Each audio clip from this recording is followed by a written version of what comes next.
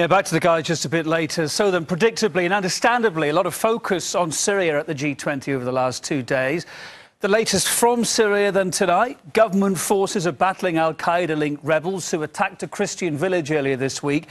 Maaloula is home to some of the world's oldest Christian sanctuaries. It's one of the few places where Aramaic, said to be the language of Christ, is still spoken.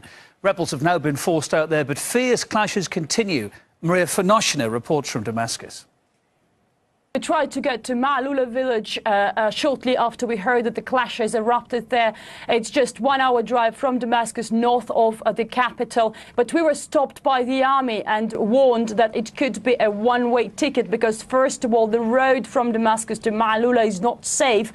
But even if we are lucky enough to get to the village, the clashes still continue there, and there are still some snipers who are active on the ground. So the situation is very dangerous.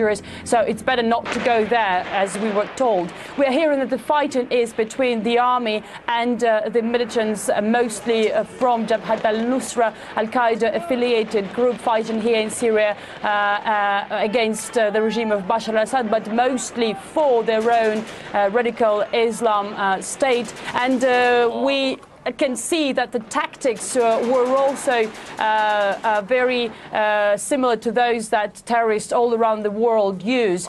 We know that early on Wednesday, a suicide bomber struck a checkpoint at the entrance of Maaloula village.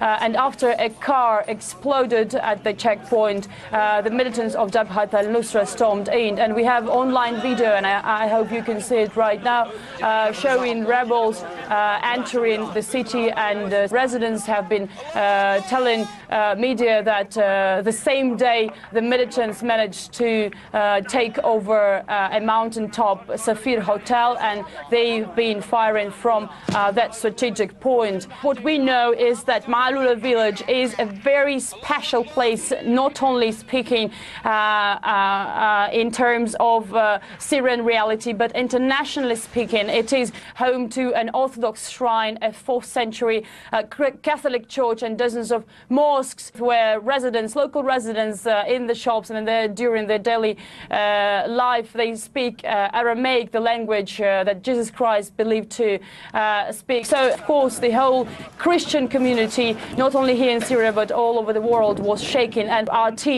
managed to speak to one nun from Latakia about the situation and about the fears of the Christian minority here in Syria. How can the international community ignore the brutal killing spree in Latakia early on August the 5th?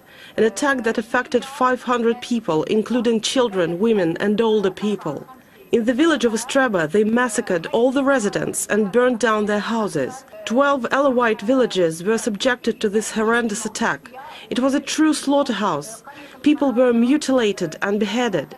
There is even a video that shows a girl being dismembered alive with a soul.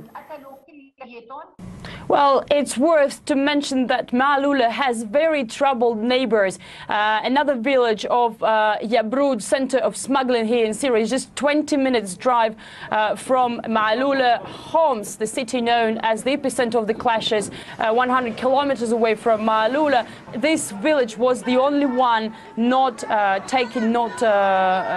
touched by the rebels. Our correspondent there reporting on the ground in Syria.